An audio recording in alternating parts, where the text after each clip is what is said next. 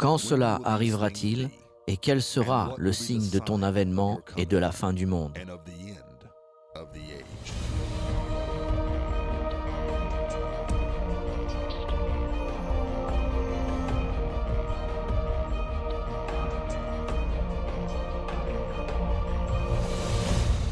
Nous allons vous parler de ce que je pense être la prophétie la plus passionnante dans toute la Bible.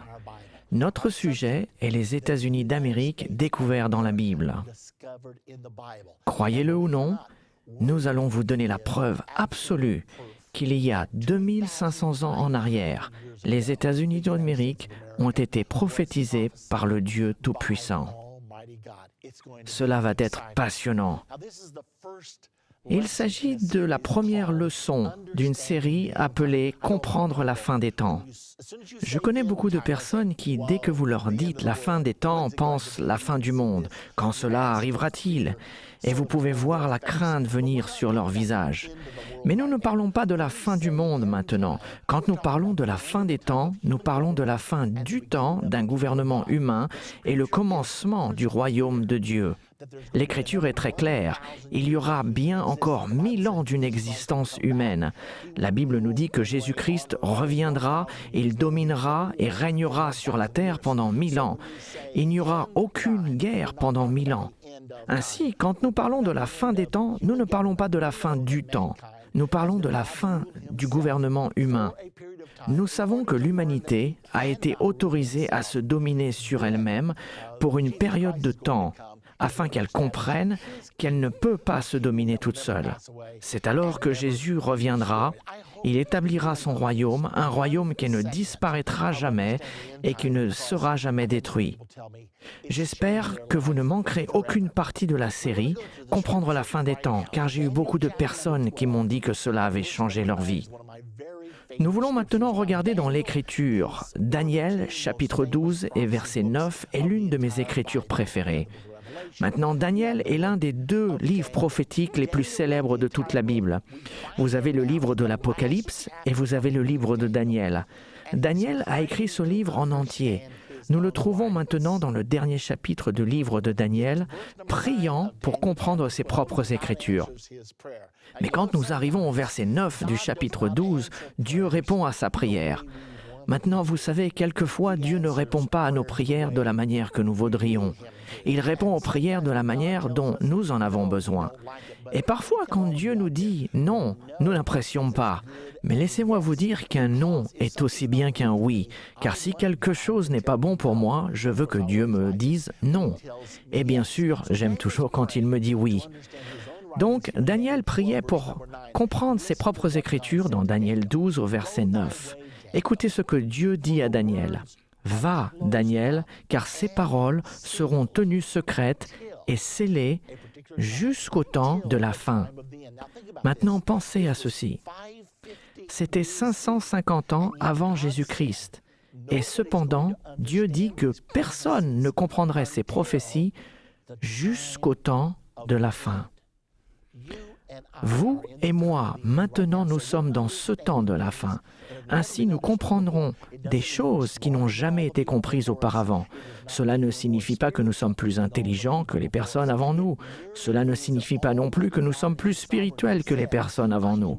Cela signifie tout simplement que le Dieu Tout-Puissant, dans sa souveraineté, a dit « Je vais mettre la prophétie de la fin des temps entre les mains du peuple de la fin des temps. » Et je dois croire qu'il a pris cette décision parce qu'il désirait préparer un dernier grand réveil de la fin des temps. Une fois de plus, va, Daniel, car ces paroles seront tenues secrètes et scellées jusqu'au temps de la fin. Regardons maintenant la prophétie. Elle se trouve dans Daniel chapitre 7 au verset 1 à 3. Maintenant, souvenez-vous, notre sujet, c'est les États-Unis d'Amérique découverts dans la Bible.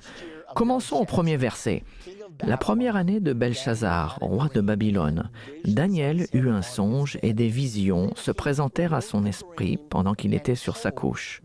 Ensuite, il écrivit le songe et raconta les principales choses. Daniel commença et dit « Je regardais pendant ma vision nocturne, et voici les 4 vents des cieux firent irruption sur la grande mer, et 4 grandes bêtes sortirent de la mer, différentes les unes des autres.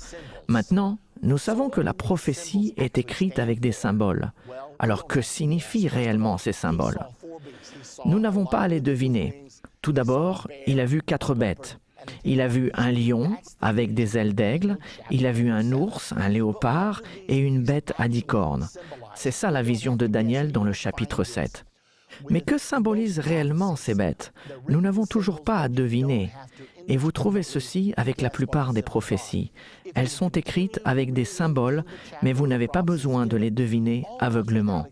Si vous continuez à lire le chapitre dans lequel la prophétie est donnée, presque sans exception, les symboles sont interprétés pour nous. Donc nous ne devinons pas et nous ne faisons pas recours à des interprétations personnelles, mais nous laissons la Bible nous dire ce que signifient ces symboles.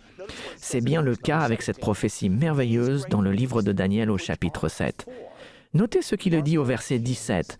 Ces 4 grandes bêtes, ce sont 4 rois qui s'élèveront de la terre. Maintenant, c'est facile. Il indique bien que les bêtes symbolisent des rois. Mais ce n'est pas tout ce qu'il dit, car si vous continuez jusqu'au verset 23, il continue en disant « La 4e bête, c'est un 4e royaume qui existera sur la terre, différente de tous les royaumes et qui dévorera toute la terre. » Ainsi, au verset 17, il est dit que les bêtes symbolisent des rois. Au verset 23, il est dit que les bêtes symbolisent des royaumes. Donc, qu'est-ce que cela nous indique? Ceci nous permet d'arriver à cette conclusion que chacune de ces bêtes symbolise un royaume ou une nation avec leur chef d'État. Et vous découvrirez que ceci reste conforme au travers de l'Ancien et du Nouveau Testament. Question numéro 2. Donc nous savons que ces bêtes sont des nations qui seront sur la terre à un moment donné. Nous savons que cette prophétie a été donnée il y a 2500 ans.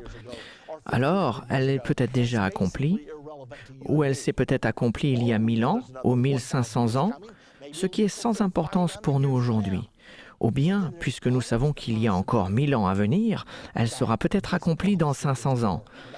Mais il y a toujours la possibilité que cette prophétie soit donnée pour maintenant et que ces nations dont Dieu nous parle existent peut-être sur terre actuellement. Donc pouvons-nous dire, d'après l'Écriture, quand est-ce que ces nations existeront? Regardons maintenant au verset 9. Daniel, versets 1 à 8, a décrit ces 4 bêtes. Le lion avec des ailes d'aigle, un ours, un léopard avec 4 têtes et une bête à 10 cornes.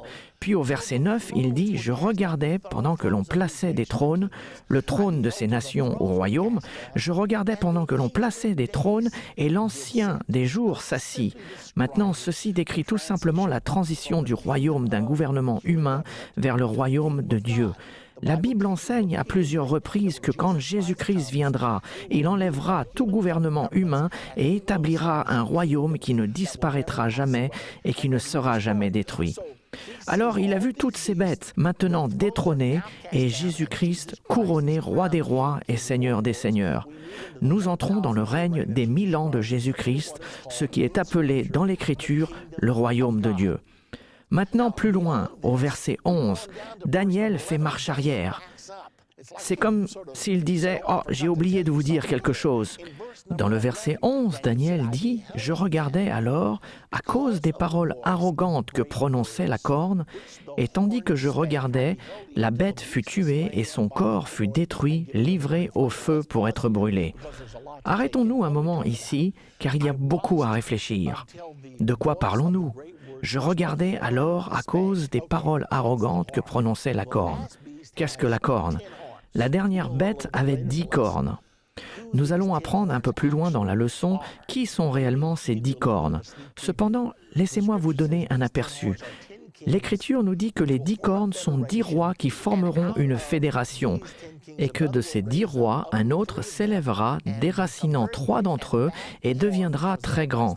Et cette corne deviendra l'Antichrist. Cette Écriture nous montre que les cornes sont des rois. Donc nous avons une bête, un royaume, mais 10 rois, apparemment en union. Puis un autre roi est venu après, déracinant 3 d'entre eux et qui devient grand. Et selon ce chapitre, cet homme finit par diriger le monde entier jusqu'à la venue de Jésus. D'après d'autres Écritures, nous savons que l'Antichrist régnera régnera sur le monde entier jusqu'à la venue de Jésus-Christ. C'est donc une prophétie au sujet de l'Antichrist. Je regardais alors, à cause des paroles arrogantes que prononçait la corne, et tandis que je regardais, l'animal fut tué. Il y a plusieurs termes utilisés pour ce dictateur du dernier jour appelé l'Antichrist. Il est appelé dans l'Écriture l'homme du péché, le fils de la perdition, il est appelé le malin, il est appelé la corne, il est appelé le plus souvent la bête, et il est également appelé l'Antichrist. Ce sont tous ces termes synonymes pour ce dirigeant mondial du dernier jour qui régnera sur ce monde. Ainsi, Daniel a dit « Je regardais alors, à cause des paroles arrogantes que prononçait la corne, c'est de l'Antichrist qu'il parle, et tandis que je regardais l'Antichrist, la bête fut tuée et son corps fut détruit, livré au feu pour être brûlé. » L'Écriture nous enseigne que lorsque Jésus-Christ reviendra, l'Antichrist et son partenaire, le faux prophète, seront jetés dans le lac de feu à ce moment-là. Satan sera aussi lié pour 1000 ans et jeté dans le puits de l'abîme. Voilà de quoi nous parlons. Une autre image de cela se trouve dans Apocalypse chapitre 19 au verset 20, où nous pouvons voir une nouvelle version de ce cas. Il est dit ici « Et la bête fut prise, l'Antichrist, et avec elle le faux prophète, son partenaire. Il y aura donc un dirigeant politique et un dirigeant spirituel. Ils furent tous les deux pris et jetés vivants dans l'étang ardent de feu et de soufre. » Alors nous parlons du temps quand Jésus-Christ reviendra et détruira l'Antichrist. Maintenant, le verset suivant est le plus important. Je veux m'assurer que vous comprenez bien ceci, car il s'agit du verset 12 qui suit immédiatement le verset 11, concernant les autres bêtes. Maintenant, n'oubliez pas que ce sont ces bêtes. Les bêtes sont des royaumes ou des nations, n'est-ce pas? Alors il s'agit d'une autre nation, et non la bête à 10 cornes, mais les autres nations dans la prophétie qui sont symbolisées avec les autres bêtes. Quand Jésus détruira l'Antichrist, ils furent dépouillés de leur puissance, mais une prolongation de vie leur fut accordée pour un certain temps. Bien, maintenant, ceci est un point déterminant, ne le ratez pas. Ils ont été dépouillés de leur puissance quand l'Antichrist a été détruit. Nous savons que cela se passe à la fin du gouvernement humain et au début du royaume de Dieu. Les autres nations ont leur puissance enlevée. Néanmoins, leurs vies vont être prolongées jusque dans le millénaire, car la Bible enseigne qu'il y aura des êtres humains sur terre pendant encore 1000 ans. Les gens qui survivront à la grande tribulation et à la colère de Dieu seront des mortels jusque dans le règne des 1000 ans de Jésus-Christ. La Bible nous enseigne qu'il y aura toujours la vie et la mort pendant le règne du millénaire. Maintenant, il y aura une exception pour ceux qui sont bibliquement nés de nouveau. Ils auront été enlevés pour rencontrer le Seigneur dans les airs lors de son retour, et la Bible dit qu'ils régneront en tant que rois et sacrificateurs avec Jésus-Christ. Cette écriture nous dit que les autres nations ont leur puissance, leur domination ôtée, mais que leurs vies sont prolongées pour une saison et un temps. Alors il sera permis de vivre pendant le millénaire. Maintenant, qu'est-ce que cela signifie? Cela nous indique que toutes ces nations existeront sur la terre au moment que l'Antichrist sera tué par Jésus-Christ. Ils seront toutes sur la terre au temps de son avènement. Ceci est une chose incroyable pour chacun d'entre nous à comprendre. Cela nous dit que Jésus-Christ reviendra sur terre pendant le temps de ces nations. Quand j'ai vu cela, je me suis dit que si je veux prouver que ces nations existent aujourd'hui, alors je peux prouver que nous sommes dans l'ère de l'avènement de Jésus-Christ.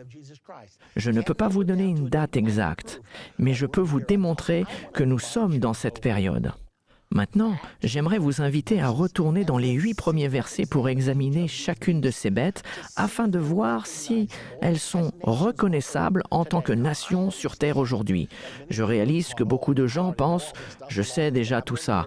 Le lion, c'est la Babylone, l'ours, c'est l'Empire perse et Médès, le léopard, c'est la Grèce, le royaume à 10 cornes, c'est Rome. » Ceci est l'explication la plus généralement acceptée de cette prophétie et je l'ai acceptée moi aussi lorsque j'ai commencé à étudier les prophéties bibliques. Cependant, je suis allé au chapitre 8 et je me suis aperçu que dans ce chapitre, il y avait un combat entre un bélier et un bouc. Je me suis dit, qu'est-ce que c'est? J'ai continué à lire dans le verset 20 du chapitre 8, il nous est dit, qui est le bélier et qui est le bouc? Il dit, le bélier que tu as vu et qui avait des cornes, ce sont les rois de Médès et de Perse.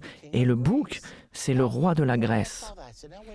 Quand j'ai vu cela, je me suis dit, attends une minute, tout le monde me dit que c'est l'ours qui représente l'empire perse-médès et que le léopard est la Grèce.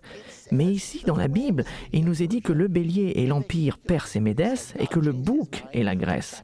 Dieu a-t-il changé d'avis entre le chapitre 7 et le chapitre 8 ou est-ce que quelque chose nous échappe? Et en plus, n'oublions pas, toutes ces nations doivent être sur la terre à l'heure de son avènement. Est-ce que Babylone est toujours là? Est-ce que l'empire perse et médès est toujours là? Est-ce que la Grèce est toujours là? Est-ce que Rome est toujours là? Bien, la réponse est oui pour certaines questions et la réponse est non pour d'autres. Le royaume de Babylone n'existe plus, le royaume perse et médès n'existe plus. Donc la prophétie dit que les bêtes dans Daniel 7 représentent des nations qui seront toutes sur la terre à l'heure de son avènement. Regardons donc chacune d'entre elles. Daniel chapitre 7 verset 4. La première bête était semblable à un lion et avait des ailes d'aigle. Je regardais jusqu'au moment où ses ailes furent arrachées. Il fut enlevé de terre et mis debout sur ses pieds comme un homme, et un cœur d'homme lui fut donné. Donc la première bête était comme un lion. Lorsque Dieu a choisi des symboles pour représenter des nations, il ne les a pas choisis aléatoirement. Il a choisi des symboles qui allaient avoir une signification à l'heure de l'accomplissement de la prophétie. Pouvez-vous croire qu'il y a actuellement une nation sur Terre aujourd'hui qui a pour emblème le lion? Si vous allez sur Wikipédia, à la page de la Grande-Bretagne, il nous est dit que le lion est le symbole de la Grande-Bretagne. Je me souviens avoir été à Londres, à Trafalgar Square, qui est le centre de Londres, et avoir vu ces énormes lions regardant au nord, au sud, à l'est et à l'ouest. Et puis partout dans Londres, j'ai vu le lion, car à ce moment-là, je savais que le lion était l'emblème de la Grande-Bretagne. Alors Dieu est en train de nous dire que la Grande-Bretagne va être l'une des nations qui seront sur terre à l'heure de son avènement. Regardons la prochaine bête, au verset 5. Et voici, une deuxième bête était semblable à un ours et se tenait sur un côté.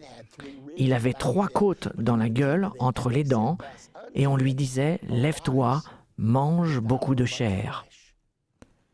Savez-vous qu'il y a aujourd'hui une grande nation qui a l'ours pour emblème? La plupart d'entre vous, vous m'avez déjà devancé car cet emblème est bien connu. Nous savons que la Russie a l'ours pour emblème. Je n'oublierai jamais quand j'ai vu le magazine Time du 21 mai 1984 et là, en couverture, il y avait un énorme ours avec ses inscriptions « Agitation olympique, pourquoi les soviétiques ont dit « niet ». Ce qui s'est passé, c'est que les États-Unis ont boycotté les JO en 1980, alors que les Soviétiques ont décidé de se venger en boycottant à leur tour les JO de 1984. Le magazine Time voulait annoncer que les Soviétiques allaient boycotter les Olympiques. Alors ils ont imprimé cette couverture pour leur magazine. Pensez à combien ce fait est surnaturel.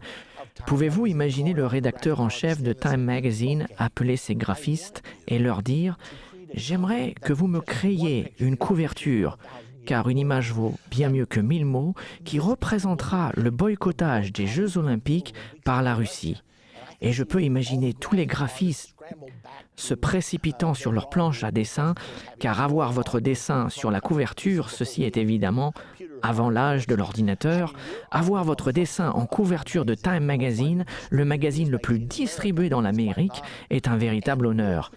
Et très rapidement, ils se sont tous mis au travail. Et quelque part dans son bureau, un des graphistes a eu une illumination et se dit « J'ai trouvé !» L'ours russe, je mettrai l'ours mordant et cassant en deux les anneaux olympiques. Et il s'est dit, je sais que j'ai trouvé. Alors un ange a hoché la tête au-dessus de son épaule, t'as tout bon. Puis il s'en est allé. Ils ont donc mis ces symboles de votre Bible, du chapitre 7 de Daniel, en première page de leur magazine le plus distribué, et les athées l'ont regardé et n'ont jamais entendu la voix de Dieu.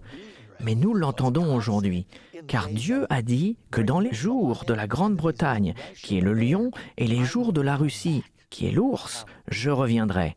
Donc l'évidence est là et c'est une chose incroyable. Le magazine L'Économiste, qui est la revue des rois et des présidents. Sur la couverture de L'Économiste, dans l'édition du 6 au 12 février, ce magazine L'Économiste est appelé la revue des rois et des présidents. L'Économiste ont eux aussi, à leur tour, un ours symbolisant la Russie.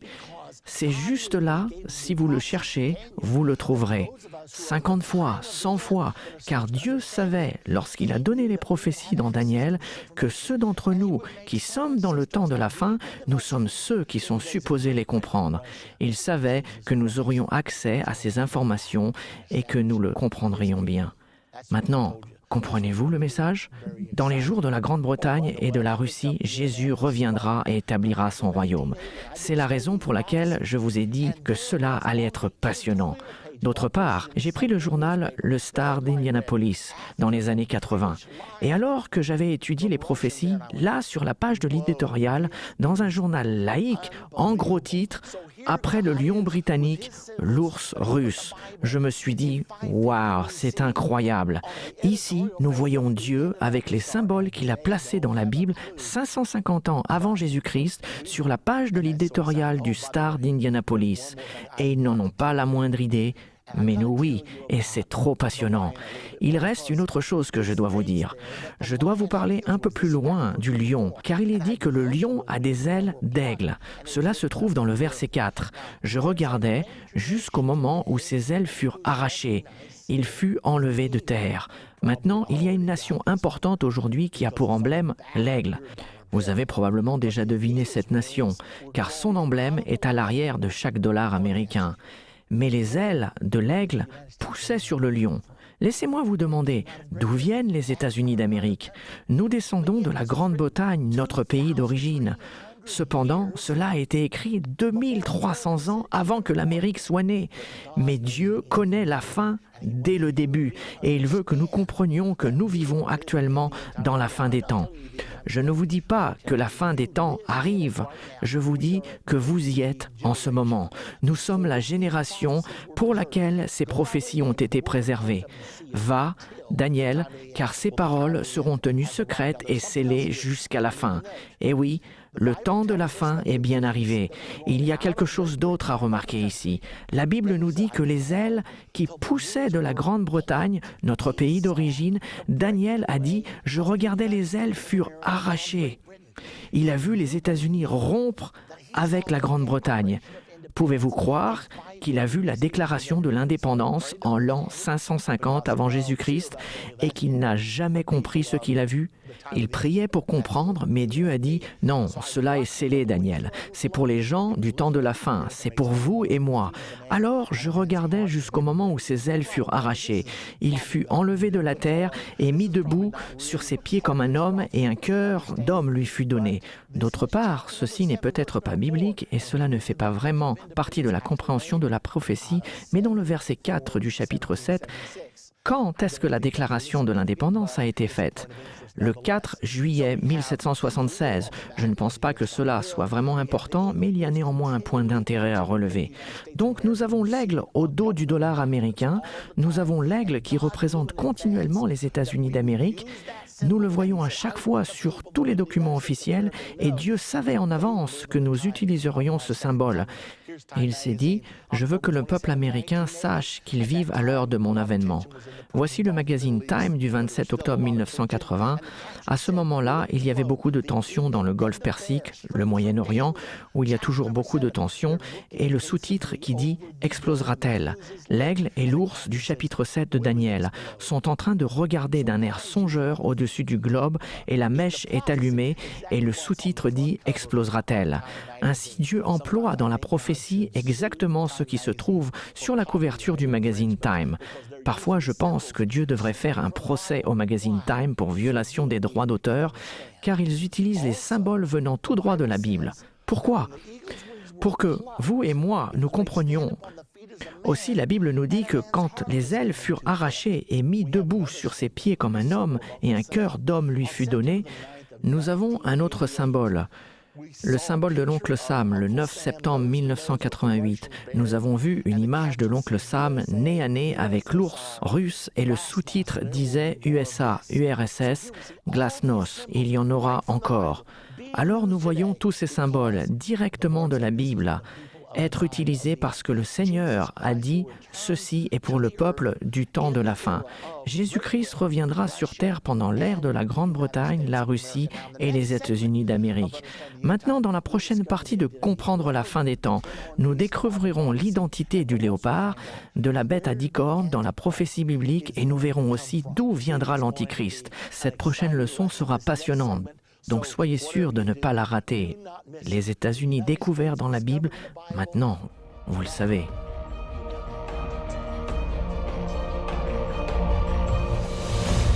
Dans cette deuxième partie de notre série Comprendre la fin des temps, nous allons apprendre davantage au sujet des bêtes dans le livre de Daniel au chapitre 7. Dans la partie précédente, nous avons appris qu'une bête représente toujours un royaume ou une nation avec son chef d'État.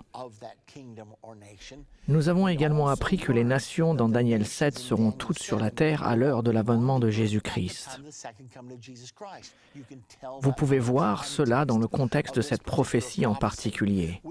Nous avons expliqué dans notre dernière partie que le lion symbolise la Grande-Bretagne et c'est le symbole de la Grande-Bretagne aujourd'hui.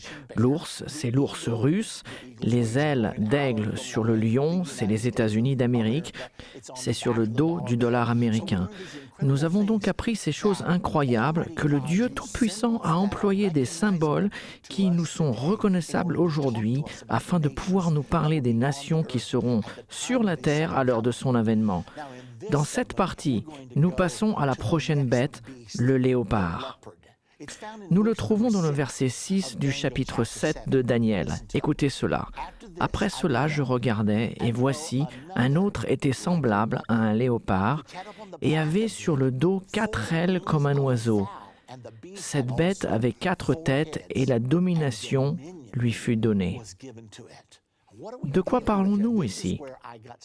C'est sur ce point que j'ai dû faire une recherche plus approfondie. J'avais compris le lion, l'ours et les ailes d'aigle. Mais quand je l'ai vu, je me suis dit, ceci est si simple. Pourquoi ne l'ai-je pas vu auparavant? Mais quand je suis arrivé au léopard, je n'étais pas certain de la façon de l'interpréter. Alors j'ai prié. J'ai demandé à Dieu de m'aider et j'avais l'impression que le léopard était peut-être l'Allemagne, mais je ne pouvais rien prouver. J'ai demandé au Seigneur de me le montrer et j'ai eu une incroyable expérience. Avant que je vous l'explique, laissez-moi vous dire que ceci ne m'était jamais arrivé auparavant et ne m'est jamais arrivé depuis. C'était une expérience unique. J'étais dans une réunion à Melville, en Louisiane, vers les années 60, et je me suis réveillé un lundi matin. C'était mon jour de repos. Une voix m'a parlé, pas à haute voix, mais dans mon esprit. Une impression très forte qui me disait « J'ai quelque chose à te montrer, va acheter un journal ». J'ai pensé que ceci était vraiment bizarre, mais l'impression était tellement forte que je me suis rapidement levé de mon lit et je me suis préparé. Je suis sorti et j'ai demandé à la dame qui nettoyait l'église « Où puis-je acheter un journal ?» Finalement, Melville est une si petite ville qu'elle n'en avait aucune idée. Elle a dit peut-être là-bas dans ce café, c'est le seul endroit auquel je puisse penser. Alors, j'ai sauté dans ma voiture et je suis allé au café. Et j'étais tellement sûr que Dieu m'avait parlé que je suis entré et là, il y avait un kiosque à journaux. J'ai sorti mon argent, j'ai acheté un journal. Bien que je ne sois pas là pour manger, je suis resté devant le kiosque et j'ai regardé le titre et j'ai été stupéfié par ce que j'ai vu. Il était dit « L'Allemagne vend des chars Léopard aux Pays-Bas ». Et comme je savais que nous avions un avion appelé l'Aigle combattant d'après notre emblème, je me suis dit « Ah, voilà la clé ». J'ai donc continué à étudier au sujet du léopard et peu de temps après, j'ai trouvé un article. Cet article était dans la Tribune allemande. C'était le 20 février 1975. Un grand avenir pour le léopard. Et l'article entièrement consacré au sujet de ce char léopard. J'ai appris que le char Léopard est le char le plus vendu au monde. Il est le cœur même de l'OTAN et il est si supérieur que les États-Unis ont même fait fabriquer leurs chars pour que leurs pièces soient interchangeables avec les pièces des chars Léopard. Ainsi, j'ai compris que Dieu me disait que l'Allemagne était le Léopard. Mais j'ai dû me demander, Est-ce que cela a du sens? Car la prophétie indique aussi que la domination a été donnée aux léopards. Je me suis posé la question, quelle nation a réellement eu une domination dans les 120 dernières années? Et je me suis rendu compte qu'il y a une nation qui a commencé les 3 dernières grandes guerres, la guerre franco-allemande de 1870, la Première Guerre mondiale 1914-1918 et la Deuxième Guerre mondiale 1939-1945. Pouvez-vous croire qu'elles ont toutes été complotées, planifiées et commencées par la même nation, l'Allemagne? Ainsi, la domination a été donnée aux léopards. C'est autour de cette période que j'ai trouvé un autre article dans le magazine Newsweek du 9 avril 1984. Il y avait une section entière du Newsweek cette semaine-là qui était consacrée à l'Europe. Mais un article dans cette section était appelé « La maladie allemande ». Il y avait toutes sortes de questions. Pourquoi l'Allemagne fait-elle toujours la guerre? Comment pouvons-nous rectifier cette partie de l'âme, de l'esprit allemand? Écoutez ce paragraphe. Depuis l'époque de Charlemagne, il est le fondateur du Saint-Empire romain de l'an 800, depuis l'époque de Charlemagne, cet endroit, qui est maintenant l'Allemagne, a été le pivot de l'histoire européenne. Si vous étudiez le Saint-Empire romain, l'Allemagne est toujours au centre. Remarquez ce qui est dit. Dans les 120 dernières années, les Allemands ont dominé l'Europe intellectuellement, industriellement et militairement. Ce mot « dominer », domination, a été donné aux léopards. C'est à ce moment où j'ai compris que j'avais la réponse. D'autre part, savez-vous qu'Adolf Hitler a presque conquis le monde? Beaucoup de gens pensent qu'il ne lui restait que 3 jours pour dominer toute l'Europe. Laissez-moi vous dire ce qui s'est passé. La puissante guerre éclair allemande attaquait et se déplaçait contre les forces alliées. Elles se sont trouvées coincées par la Manche, elles étaient réduites à néant. Et si quelque chose ne s'était produit selon les hauts et les bas du Troisième Reich, nous aurions été obligés d'accepter la paix selon les conditions d'Hitler dans moins de 3 jours. La situation était si extrême que Winston Churchill, le Premier ministre de la Grande-Bretagne, a réclamé une journée mondiale de jeûne et de prière. Et une chose étonnante s'est produite. Laissez-moi vous en parler. Pendant ce temps de jeûne et de prière, une pensée est venue à l'esprit d'Adolphe dans son quartier général, là dans son bunker. Il s'est dit, ceci est trop facile, qu'il devait être en train de tomber dans un piège. Il a donc appelé tous ses commandants à rebrousser chemin pour revenir faire le point. Et ils étaient furieux, car ils savaient qu'ils allaient avoir la victoire. Mais ils ont été rappelés. Ils se sont donc retournés, et après avoir fait le point, Hitler a dit « Bon, il me semble que tout se passe bien, donc continuons ». Mais ce qu'ils ne savaient pas, c'est que pendant cette mise au point, les Alliés avaient mobilisé tous les bateaux de la Grande-Bretagne et de la France, faisant des allers-retours à travers la Manche. Il y avait environ 29 kilomètres qui séparaient la France de la Grande-Bretagne. Ils ont déplacé jour et nuit 350 000 soldats des forces alliées, ce qui représentait le cœur de l'armée alliée.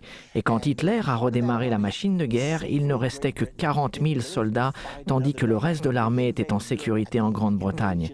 Alors les Alliés ont combattu un jour de plus et ont reconquis l'Europe par l'invasion des plages de Normandie. Ce fut le point déterminant de la guerre. L'événement était tellement incroyable que Winston Churchill l'a même appelé un miracle. Il l'a appelé le miracle de Dunkerque. Nous avons un enregistrement pour vous montrer cela. Écoutons-le maintenant. Le 4 juin 1940, la Marine royale britannique a accompli pendant 8 jours une évacuation étonnante des forces alliées à Dunkerque sur la côte française. Les 340 000 soldats évacués avaient été repoussés par l'armée allemande qui se déplaçait au travers de la Belgique et de la France. Le retard a permis à la marine royale et à une flottille de bateaux commerciaux et privés, gros et petits, d'évacuer les hommes repoussés. Cette erreur a peut-être coûté à Hitler la guerre. Winston Churchill l'a appelé un miracle de délivrance. De retour de l'enfer de Dunkerque, les transports continuent jour et nuit. Et tandis qu'un convoi arrive, un autre repart pour prendre sa place. À bord des transports, les hommes sont entassés comme des sardines. Mais peu importe, plus ils sont serrés, plus ils se tiennent debout. Eh bien voilà, le miracle de Dunkerque. Maintenant, retournons au léopard. Les 4 têtes, ceci est différent. Le lion a une tête, l'ours a une tête, mais le léopard a 4 têtes. Pourquoi? Nous savons que, dans les prophéties de la Bible, une bête représente toujours une nation ou un chef d'État. Mais une bête à plusieurs têtes représente le nombre de fois qu'une nation s'élèvera et tombera. Comment est-ce que je sais cela? Car dans l'Apocalypse 17, il y a une bête à 7 têtes, et il nous est dit là qu'il y a 7 rois. 5 sont tombés, un existe et l'autre n'est pas encore venu. Maintenant, comment cela s'applique-t-il à l'Allemagne? Vous savez probablement qu'il y a eu le premier Reich. Le mot Reich signifie royaume. Le deuxième Reich, le célèbre troisième Reich d'Hitler et le quatrième Reich qui se lève en ce moment. Il y a un livre actuellement écrit par un Américain appelé le quatrième et plus riche Reich. Comment les Allemands ont conquis le monde d'après-guerre. Alors, le léopard a la domination. Le char léopard est le char officiel de l'Allemagne. Il a 4 têtes.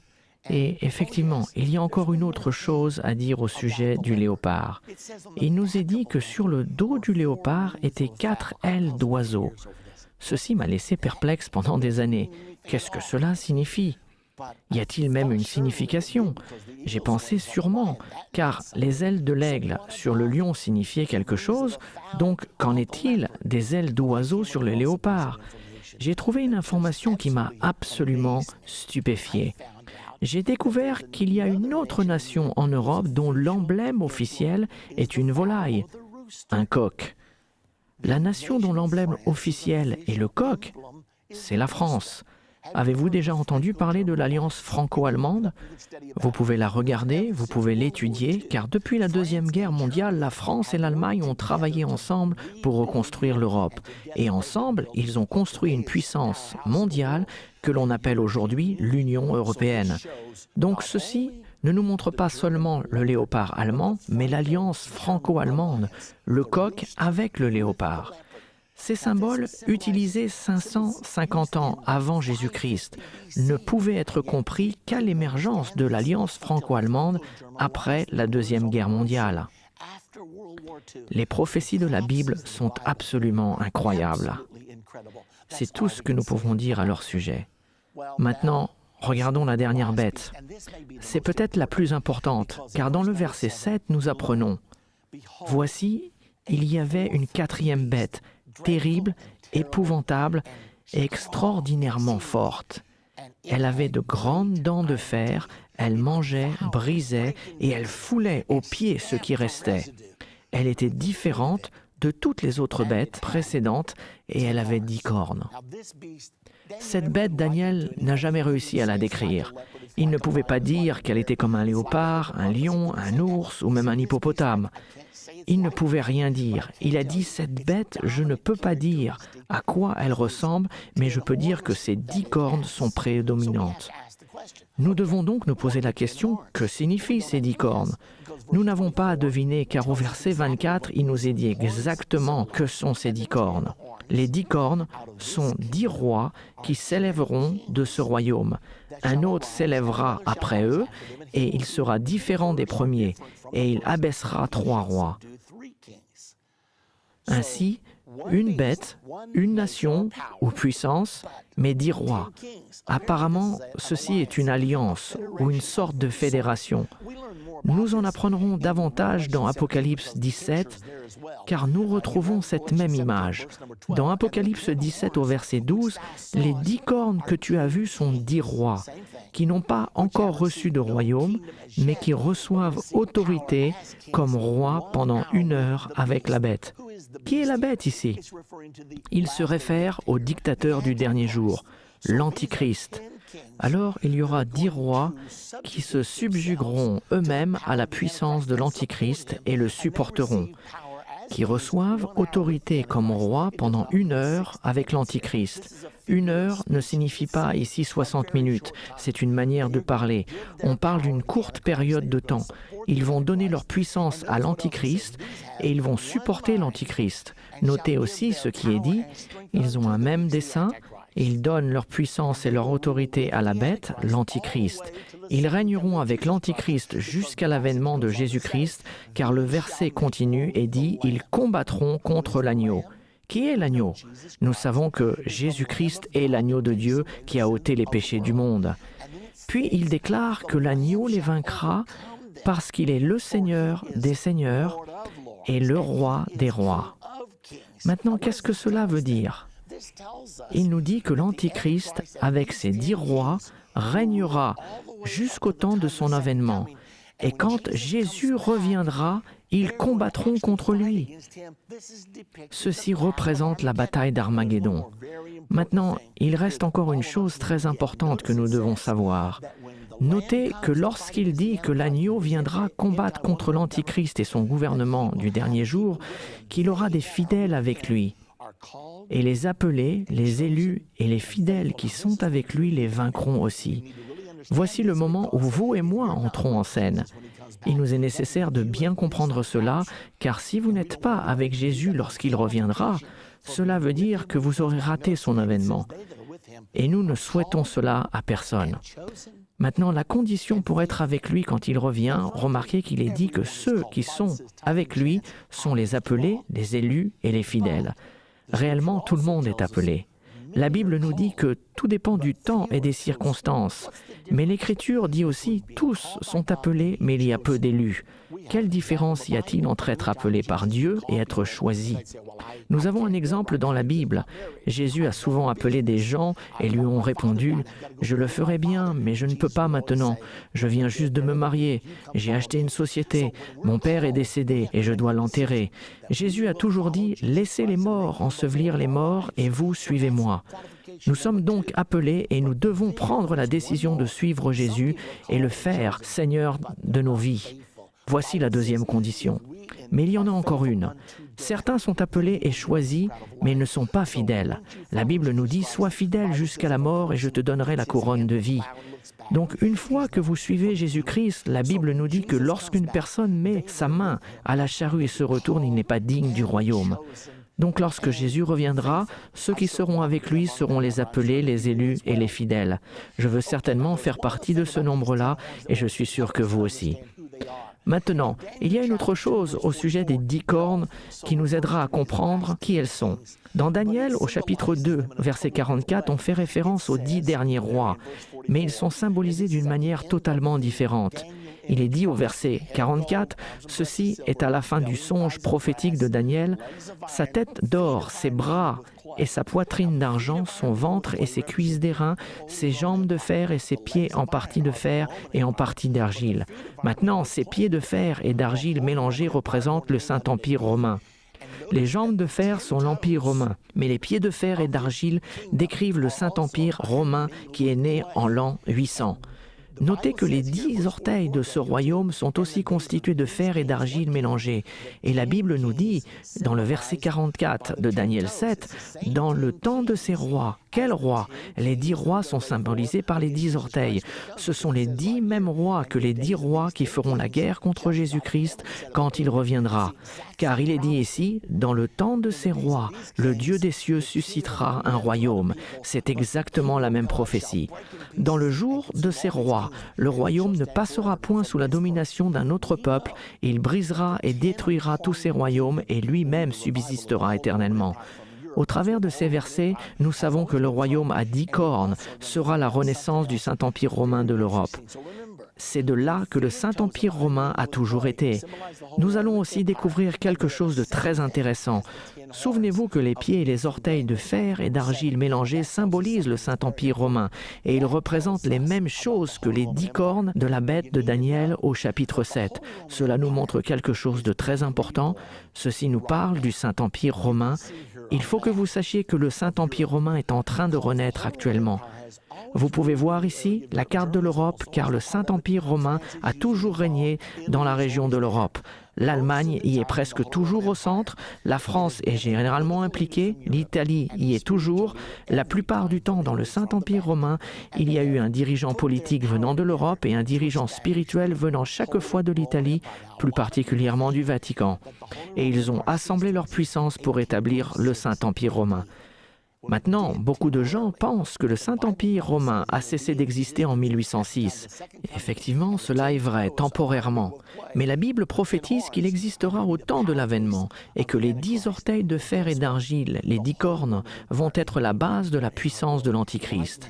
Eh bien, le Saint-Empire romain est en train de renaître dans notre monde actuellement, avec le marché commun en 1957 et l'Union européenne en 1993.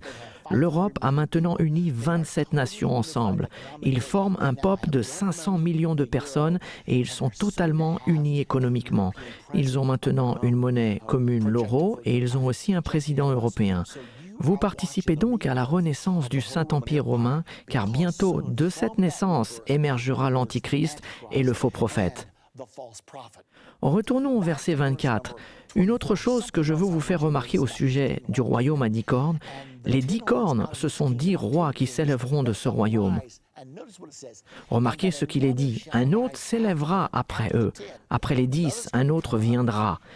Il sera différent des premiers et il abaissera 3 rois. Dans sa vision, Daniel a vu la corne s'élever et déraciner 3 rois. Ce sera un signe particulier qui décrira l'identité de l'Antichrist. Il s'élèvera, il déracinera 3 rois et il deviendra très grand. Lui et lui seul deviendra l'Antichrist. Maintenant, remarquez dans le verset 21 de Daniel 7. « Je vis cette corne faire la guerre aux saints et l'emporter sur eux. » Vous voyez ici la grande tribulation. C'est le commencement de la grande tribulation qui débute 3 ans et demi avant Armageddon et continue jusqu'à l'avènement de Jésus-Christ. Il a dit, il emportait sur eux jusqu'au moment où l'Ancien des jours vint donner droit aux saints du Très-Haut. Et le temps arriva où les saints furent en possession du royaume. Nous savons donc que tout cela se passera juste avant l'avènement de Jésus-Christ. L'Antichrist régnera pendant la grande tribulation, cette période de 3 ans et demi, et pendant ce temps, jusqu'au moment où Jésus-Christ, l'Ancien des jours, viendra. Lorsqu'il viendra, l'Antichrist et son partenaire religieux, le faux prophète, seront détruits et le royaume appartiendra à son peuple, les saints du Très-Haut. Remarquez une chose de plus au verset 23. Il me parla ainsi, la 4e bête, c'est un 4e royaume qui existera sur la terre, différent de tous les royaumes et qui dévorera toute la terre. Ceci est la prophétie d'un gouvernement mondial. Il la foulera et la brisera. C'est la prophétie d'un gouvernement mondial que nous voyons naître aujourd'hui. Il y a un gouvernement mondial qui se cache sous la mondialisation. Vous observez la naissance d'un nouvel ordre mondial, d'un gouvernement mondial. Nous allons apprendre davantage sur ce sujet dans notre prochaine partie, mais tout cela fait partie de la prophétie. C'est la prophétie d'un gouvernement mondial. Il existe une autre prophétie explicite comme celle-ci dans Apocalypse chapitre 13. Ce gouvernement mondial s'établira et finira par dévorer le monde entier. Maintenant, ceci est devant nous et cela va se passer, c'est inévitable. Ça, c'est la mauvaise nouvelle. Mais la bonne nouvelle, au verset 27, le règne, la domination et la grandeur de tous les royaumes qui sont sous les cieux seront donnés au peuple des saints du Très-Haut. Comment cela va-t-il se passer? Eh bien voilà comment cela va se passer. L'Antichrist lancera sa dernière invasion sur la nation d'Israël. Ceci est appelé la bataille d'Armageddon. Dans Zacharie 14, 2, il est dit « Je rassemblerai toutes les nations pour qu'elles attaquent Jérusalem. » Et Israël sera mis dos au mur. Ces pauvres soldats israéliens se seront battus pendant des jours. Cette invasion arrivera dans le nord d'Israël. C'est alors que l'armée mondiale du gouvernement de l'Antichrist combattra la nation d'Israël vers le sud, alors qu'Israël reculera. Cette coalition entre l'Iran et la Russie conduira les forces du gouvernement mondial contre Israël. Cela va donner l'impression qu'Israël va être effacé de la carte, comme beaucoup de gens l'ont souhaité récemment. Et juste au moment où les soldats juifs vont être épuisés, pensant ne plus pouvoir continuer, je suis sûr que cela se passera de cette manière. Ils vont regarder leurs munitions en disant « Mais si ». Ce que je veux dire, c'est qu'ils sont juste là, en face du mont des Oliviers. Ils savent que le Messie est supposé revenir à cet endroit. Et je peux les voir regarder vers cette montagne, disant « Mais si, Nous sommes sur le point de perdre. Et si jamais tu reviens, il faut que tu le fasses maintenant. Lorsque la défaite semblera imminente, la Bible dit, le Seigneur lui-même descendra du ciel à un signal donné, à la voix d'un archange et au son de la trompette de Dieu. Cela va être absolument merveilleux. Jésus-Christ va revenir et c'est là où l'Antichrist sera abaissé et Jésus-Christ couronné roi des rois et seigneur des seigneurs. Et nous allons régner pour toujours avec lui. Maintenant, dans notre prochaine partie de Comprendre la fin des temps, nous allons parler de la venue du gouvernement mondial.